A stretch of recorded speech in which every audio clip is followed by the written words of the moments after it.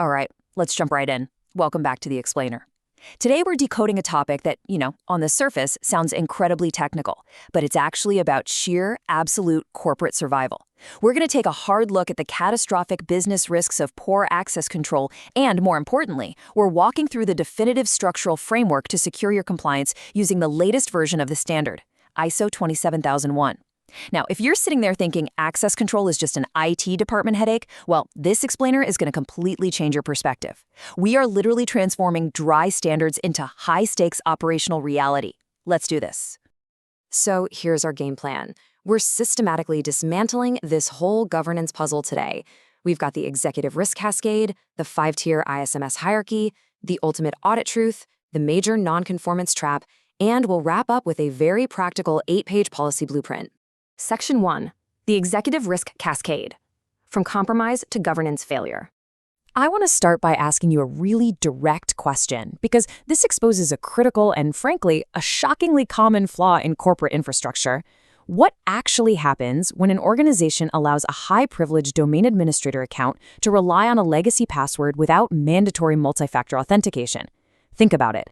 We are talking about the absolute keys to the kingdom here, and they're protected by nothing but a string of characters that anyone could guess or steal. When you run an organization like this, you're not just taking a minor technical risk, you are literally rolling out the red carpet for a catastrophic breach. Let's look at how incredibly fast this unravels. It's like falling dominoes. Minute 1, that legacy password gets compromised. The bad actors are in. By hour 1, they have unchecked access to highly sensitive customer PII. All because there was no secondary authentication to stop them in their tracks. Fast forward to day 1, and it hits the public news cycle.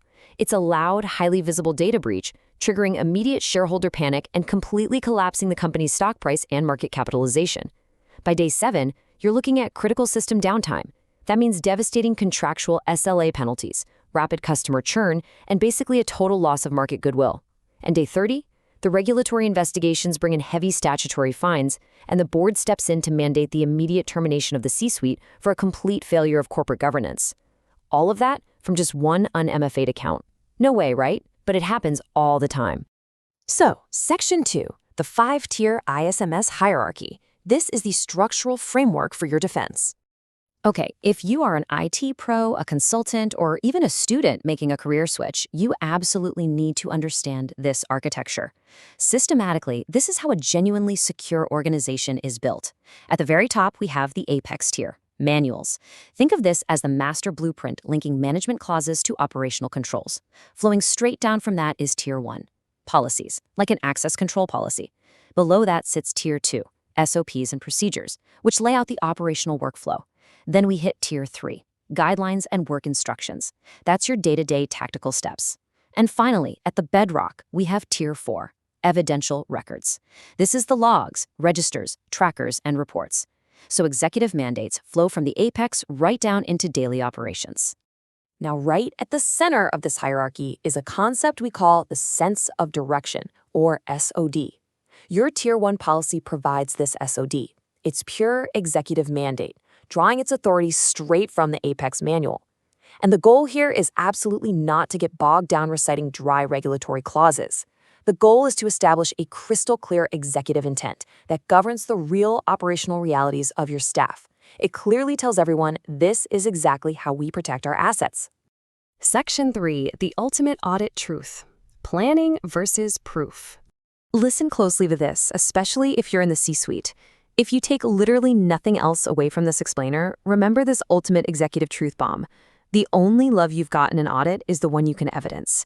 You could have the most beautifully drafted manuals and policies in the entire world, but tiers Apex through 3, honestly, they're merely planning documents.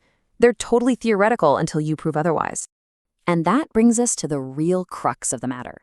Tier 4 evidential records are the true test. They are your legal defense, your proof of compliance, and your absolute key to certification survival. Without Tier 4 logs and registers proving that you actually enforced your rules, your entire ISMS hierarchy just collapses under audit scrutiny. If the C-suite isn't actively demanding Tier 4 proof, they're essentially flying blind. Section 4, the major non-conformance trap, failing the access control audit. Let's contrast what secure governance actually looks like against the trap that routinely destroys certifications. Secure governance means you enforce MFA on those high-privilege accounts. And this is the kicker. That enforcement is validated by Tier 4 Evidential Records. You can actually prove it. The audit trap is exactly what we talked about in our hook, leaving those domain admin accounts without MFA and just hoping a legacy password does the job. Falling into this trap isn't just a minor oops, it's catastrophic. Here is the immediate fallout when auditors catch that trap. It triggers an instant major nonconformance. You completely fail the access control, and it fundamentally fails the policy clause of the standard. When auditors see this, the music stops. Period. And beyond just failing the audit, as we saw with the risk cascade earlier, missing this proof creates critical SLA liabilities for the whole business. Your certification is dead in the water, and your network is wide open. Section 5. The 8-page policy blueprint. The instant deployment solution. So how do we actually fix this? The solution is foundational documentation that forces the right behavior. Enter the professionally drafted 8-page access control policy template from the ISO 27001 Institute, which operates under the aegis of the ISO Training Institute. Now, for consultants, this is a total game changer. It's an instant, repeatable advisory blueprint you can use to secure your clients' postures. And for IT pros, it gives you that exact executive sense of direction you desperately need to enforce modern controls, without having to fight exhausting internal politics.